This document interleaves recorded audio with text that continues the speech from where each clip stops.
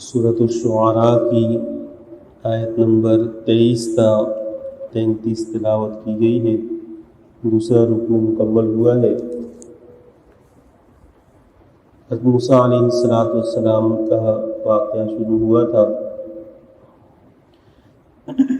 انبیاء علیہ السلام کی دعوت اور طرز استدلال قرآن کریم نے بیان کیا ہے، جو امت کے داعی لوگوں کے لیے بہترین رہنمائی ہے۔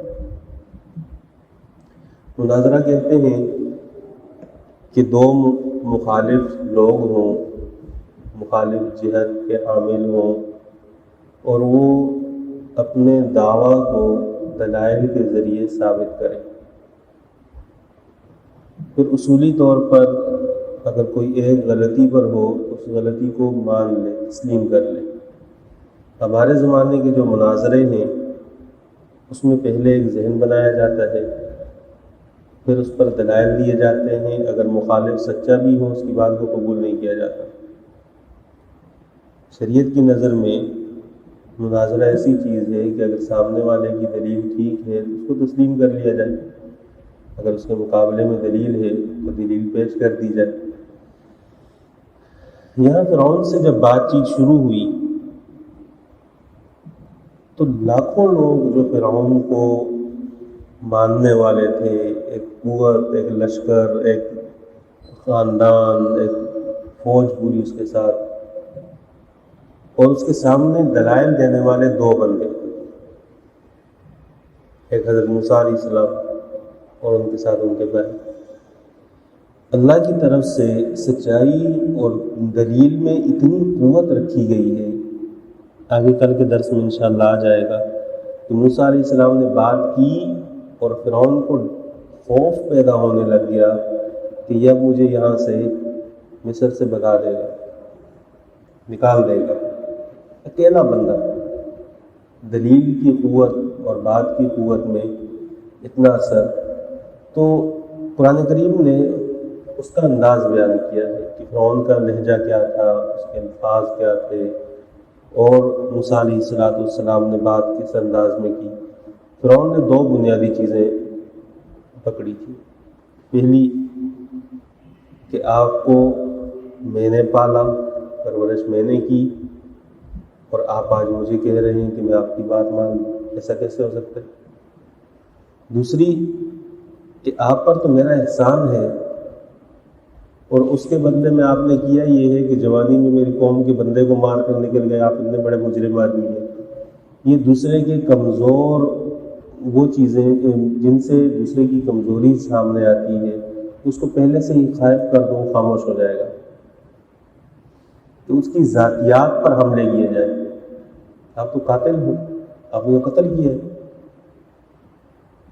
جبکہ حقیقت یہ نہیں تھی۔ موسیٰ علیہ السلام نے دونوں باتوں کا جواب دیا۔ پہلے اس بات کو ذکر کیا جس میں ایک درجے کا اعتراف تھا۔ دیکھیں، موسیٰ علیہ السلام یوں بھی تو کہہ سکتے تھے کہ وہ قبطی جس کو میں نے مارا ہے وہ تو واجب القتل تھا، اس کو تو قتل کرنا ضروری تھا، میں نے اس لیے مار دیا ہے۔ اور وہاں کوئی بندہ بھی ایسا نہیں تھا جو موسیٰ علیہ السلام کو جھٹلا سکتا، میں وہاں موجود تھا، اس نے یہ کیا ہے۔ فرمایا کہ فعلتها اذا وانا من الظالمین، میں نے اس بندے کو مارا لیکن بے خبری میں مارا ہے، قتل کرنے کا ارادہ نہیں تھا، اس کو تو سمجھانا چاہتا تھا، اسی میں ایک تھپڑ یا مکہ اس کو لگ گیا تو اس سے وہ مر گیا۔ اب اس میں میرا تو کوئی قصور نہیں ہے، میں اس کو قتل کرنے کے ارادے سے مار ہی نہیں رہا تھا۔ پہلے اس چیز کو ذکر کیا جس میں ایک اعتراف تھا کہ بے خبری میں میرے سے یہ کام ہوا ہے، اس کے کوئی دلیل نہیں دی کہ وہ بندہ مجرم تھا، وہ ایسا تھا، ویسا تھا، میں اس کو مارنا نہیں چاہتا تھا، وہ مر گیا، ختم بات۔ پھر دوسری بات کی طرف آئے کہ اب آپ دوسری بات کو لے لیں کہ آپ نے میری پرورش کی، مجھے پالا، تو یہ احسان آپ جو جتلا رہے ہیں، آپ کے گھر میں میرے پلنے کا سبب کیا تھا؟ ذرا اس کو بھی تو سوچو کہ آپ نے میری قوم کے بچوں کو قتل کر دیا، چھوٹا بچہ پیدا ہوتا اسے قتل کر دیتے، اسی خوف سے میری والدہ نے صندوق میں ڈال کے چھوڑ دیا، گھومتے پھرتے میں یہاں تک پہنچ گیا، وہ تو مجبوری میں تو نے پال لیا ہے، تو نے کون سا مجھے باہر گلی سے اٹھایا اور لا کر اپنے گھر میں پالنا شروع کر دیا۔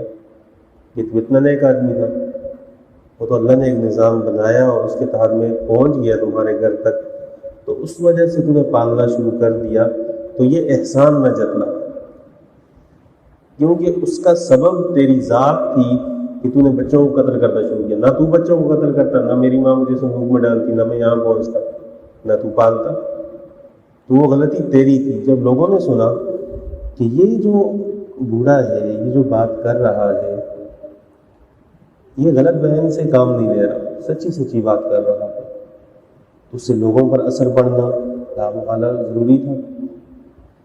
پھر جو دین کی دعوت دینے والا شخص ہے، چاہے عالم ہو، عام آدمی ہو، جب وہ دین کی دعوت دیتا ہے تو اس کی مخالفت کرنے والے دو طبقے ہوا کرتے ہیں۔ ایک وہ طبقہ ہوتا ہے کہ جن کو مالی طور پر نقصان پہنچ رہا ہو، ان کی جاہ ختم ہو رہی ہو، تو وہ اس طبقے کی داعی کی مخالفت شروع کر دیتے ہیں، اس کی ذاتیات پر حملے کرتے ہیں۔ اگر اس کی بات مانی گئی تو ہمارا تو روزگار چلا جائے گا، ہماری تو ساری جاہ ختم ہو جائے گی، حکومت ختم ہو جائے گی۔ آگے فرعون نے اقرار کیا اس بات کا۔ اور دوسرا طبقہ ہوتا ہے ضد اور عناد کی وجہ سے انکار کرنے والا۔ پھر ان کے انداز یہ ہوتے ہیں کہ جو شخص دین کی بات کر رہا ہے اس کی ذات کو جھوٹا کر دو، لوگوں کی نظروں میں گرا دو۔ جب لوگوں کی نظروں میں گر جائے گا تو پھر تو لوگ اس کی بات کو سنیں گے بھی نہیں، قبول بھی نہیں کریں گے۔ تو اس لوگوں کے سامنے اس کی بات کے بجائے اپنی بات کو سچا کر کے بنایا جاتا ہے، لوگوں کی توجہ اس کی بات سے ہٹائی جاتی۔ آپ اگلی آیات میں ترجمے پہ غور کریں کہ موسیٰ علیہ السلام کیا کہہ رہے ہیں اور فرعون کیا کہہ رہے ہیں۔ موسیٰ علیہ السلام کے دلائل سنیں اور فرعون کی لغویات درمیان میں سنتے جائیں کہ وہ لوگوں کو کس طرح گمراہ کر رہا ہے کہ کوئی بات اس کے کان میں نہ پڑے۔ یہ مشرکین مکہ کا طریقہ بھی تھا۔ وقال الذین کفروا لا، آگے آ جائے گا، وقال الذین کفروا لا تسمعوا لهذا القرآن والغوا فیہ، یہ جب قرآن بیان ہو تو نہیں سنا کرو، شور شرابہ کیا کرو، ہو ہا کیا کرو بیچ میں، تاکہ کسی کے کان میں آواز ہی نہ پڑے۔ لعلکم تغلبون، تم لوگ غالب بن جاؤ گے، یہ پیغمبر مغلوب ہو جائے گا، قرآن کا کوئی نام بھی نہیں لے گا۔ لیکن اللہ سازشیں کامیاب نہیں ہونے دیتا، حق کی ہمیشہ فتح ہوتی ہے، سچ کی ہمیشہ فتح ہوتی ہے۔ فرعون نے موسیٰ علیہ السلام سے جو بات کی، ابھی عشاء میں جو آیات پڑھی گئی ہیں ان میں بھی یہ اس مضمون کا کچھ حصہ گزرا ہے، شروع کی آیات میں۔ اب الفاظ کا ترجمہ دیکھ لیں۔ میں قال، کہا فرعون نے، وما رب العالمین، یہ رب العالمین ہے کیا؟ آپ نے جو کہا کہ مجھے رب العالمین نے بھیجا ہے، پیچھے اس سے پہلے گزرا ہے 16ویں آیت میں، انا رسول رب العالمین، ہم رب العالمین کی طرف بھیجے ہوئے رسول ہیں۔ تو یہ رب العالمین کون ہے؟ موسیٰ علیہ السلام نے فرمایا قال رب السماوات والارض وما بینہما، آسمان زمین اور اس کے درمیان جو کچھ ہے، ہر چیز کو پالنے والا وہ رب العالمین ہے۔ اگر تمہیں اس بات کی سمجھ ہو اور یقین کر لو کہ کائنات کا نظام اللہ چلا رہا ہے اور رب العالمین وہی ہے۔ قال لمن حولہ الا تستمعون، اس نے دائیں بائیں جو لوگ تھے ان سے کہا سن رہے ہو یہ کیا کہہ رہے ہیں؟ کیونکہ وہ ظاہری اسباب اور مادیت پر لوگوں کو لے کر آ گیا تھا کہ میں تمہیں روزی دیتا ہوں، میں تمہیں کھلاتا پلاتا ہوں، میرے ہاتھ میں قوت ہے، سن رہے ہو؟ قال موسیٰ علیہ السلام نے فرمایا ربکم ورب آبائکم الاولین، صرف تیرا نہیں، گزشتہ لوگ ان کا بھی رب وہی ہے، آنے والے لوگوں کا بھی رب وہی ہے، اس زمانے میں جو لوگ موجود ہیں ان کا بھی رب وہی ہے اور وہی رب رہے گا۔ قال فرعون نے کہا ان رسولکم الذی ارسل الیکم لمجنون، یہ رسول جو تمہاری طرف بھیجا گیا ہے مجھے تو مجنون لگتا ہے، یہ دیوانہ لگتا ہے۔ اب جب جس بندے کو مجنون کہا جائے، دیوانہ کہا جائے، اس کی بات کون سنتا ہے؟ یہ تو ویسے مجنون ہے، تاکہ لوگوں کی توجہ ہٹ جائے۔ قال موسیٰ علیہ السلام نے پرواہ نہیں کی، فرمایا رب المشرق والمغرب وما بینہما ان کنتم تعقلون، اگر تمہیں عقل ہے تو مشرق مغرب کا رب وہی اللہ ہے جس کا میں ذکر کر رہا ہوں۔ قال فرعون نے کہا لئن اتخذت الہا غیری لأجعلنک من المسجونین، میرے علاوہ کسی کو معبود بنایا تو میں جیل میں ڈال دوں گا۔ یہ دھمکیاں ہیں کہ جب داعی کو دلیل کی قوت سے قابو نہیں کیا جا سکتا تو اس کو پھر دھمکیاں بھی دی جاتی ہیں کہ جیل میں ڈالیں گے، ہتھکڑی پہنا دیں گے، کیس بنا دیں گے، یہ کر دیں گے، وہ کر دیں گے۔ قال ولو جئتک بشیء مبین، موسیٰ علیہ السلام نے فرمایا اگر میں کوئی کھلی نشانی لے کر آ جاؤں تو پھر بھی قال فأت به ان كنت من الصادقین، اس نے کہا لے کر اگر تو سچا ہے تو کوئی چیز دکھائے ایسی کہ لوگوں کو پتہ چلے کہ تو نبی ہے۔ اب یہ جتنا مکالمہ ہے اس میں آپ غور کریں، فرعون نے بہت زور لگایا، ادھر ادھر کی باتیں، موسیٰ علیہ السلام اللہ کا تعارف کرواتے رہے، رب وہ ہے، رب وہ ہے، رب وہ ہے، رب وہ ہے، رب وہ ہے جو آسمان اور زمین کا مالک ہے، جو آسمان اور مشرق اور مغرب کا مالک ہے، جو پہلے لوگوں کا رب ہے، تیرا رب ہے، آنے والے لوگوں کا رب ہے، سب کا رب، اللہ کا تعارف کرواتے رہے۔ اس سے یہ پتہ چلا کہ داعی کو ایسے لوگوں کی مخالفت کی وجہ سے ان پر توجہ نہیں دینی چاہیے کہ دین کی بات کر رہا ہو، اگر اس کی مخالفت کی جا رہی ہے تو وہ ان لوگوں کی باتوں کو توجہ دینا شروع کر دے گا تو اپنی دعوت سے رک جائے گا، اپنا کام کرتا رہے۔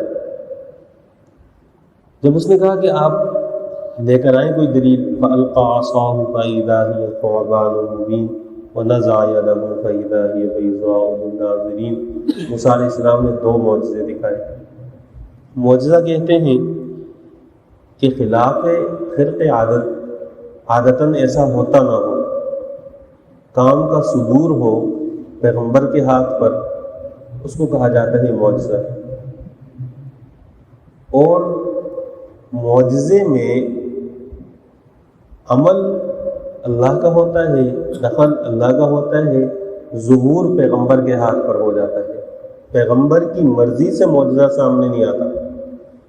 آپ پہلے بھی سن چکے ہیں، آگے بھی آ جائے گا، سورہ بنی اسرائیل میں بھی گزرا ہے، ہمیں یہ دکھاؤ، وہ دکھاؤ، تمہارے پاس باغ ہو، یوں نہریں چلتی ہوں، ایسا کر کے دکھاؤ، آسمان تک فرشتے جائیں، کیسے مطالبے تھے۔ لیکن پیغمبر کا معجزہ وہ اس کی مرضی کے مطابق نہیں ہوتا، اللہ تعالیٰ دیتے ہیں تو ہو جاتا ہے۔ اسی طرح اگر نیک شخص ہو تو اس کے ہاتھ پر خلاف عادت کوئی کام ہو جائے اس کو کرامت کہا جاتا ہے۔ اور کرامت کا ہونا یہ نیک ہونے کے لیے کوئی ضروری نہیں ہے۔ ہمارے یہاں لوگ یہ سمجھتے ہیں کہ جو کرامت دکھائے گا تو پھر وہ بزرگ ہے، اگر نہیں دکھائے گا تو نہیں، اس لیے جاہل پیر وہ اپنے مریدوں کو کہہ کر اس کو بھیج دیتے ہیں کہ یہ کرامت، یہ کرامت، یہ کرامت بھی سنا دے لوگوں کو، تو لوگ کہتے ہیں واہ واہ جی بڑے پہنچے ہوئے ہیں۔ مولا علی قاری رحمہ اللہ نے لکھا ہے الاستقامۃ فوق الف کرامہ، بندہ سیدھا سادہ مسلمان بن کر زندگی گزارے، اللہ کی اطاعت کرے، نافرمانی سے اپنے آپ کو بچائے، یہ 1000 کرامتوں سے زیادہ ہو سکتی۔ کوئی ضروری نہیں ہے کہ مسلح میں بیٹھ کر ہوا میں اڑ کے۔ ہمارے استاد ایک واقعہ سنایا کرتے تھے، والد صاحب نے بھی یہ واقعہ سنایا ہے 2 مرتبہ، کہ ایک بزرگ تھے، بہت نیک آدمی تھے، تو ان کی بیوی نے اس سے کہا کہ تم کون سا بزرگ ہے، ایسے ہی بس بزرگ بنا ہوا ہے، لوگ سمجھتے نہیں۔ سب سے مشکل کام ہے کہ کسی کی بیوی کہے کہ آپ بہت بڑے بزرگ ہیں، بہت مشکل کام۔ بیوی کسی کو بزرگ نہیں مانتی، چاہے جتنا بڑا بزرگ ہو، اس کی بزرگی بیوی کے سامنے نہیں چلے گی۔ تو وہ بہت پریشان تھے، کیا کروں، یہ بھی بزرگ مان لے۔ ایک دن وہ گئے، جا کر انہوں نے اللہ تعالیٰ سے دعا مانگی کہ اللہ مجھے ہوا میں اڑنے کی یا کرامت ہی دکھانے کی توفیق دے دے۔ تو ہوا میں اڑتے رہے۔ ایک واقعہ ہے، کسی نے ذکر کر دیا، تو گھر کے اوپر آئے، صحن پہ یوں چکر لگایا، واپس چلے گئے۔ گھر آئے تو بیوی نے کہا دیکھا تو بزرگ، آج ایک بزرگ آئے تھے، یوں اڑ کے گئے ہیں یوں۔ تو اس نے کہا کہ وہ میں تھا، وہ بزرگ میں تھا۔ تو بیوی نے کہا اسی لیے ٹیڑھے ٹیڑھے اڑ رہے تھے، کہ اچھے بزرگ ہوتے تو سیدھے سیدھے جاتے، لیکن چونکہ میرا شوہر ہے اس لیے ٹیڑھے ٹیڑھے اڑ رہے تھے۔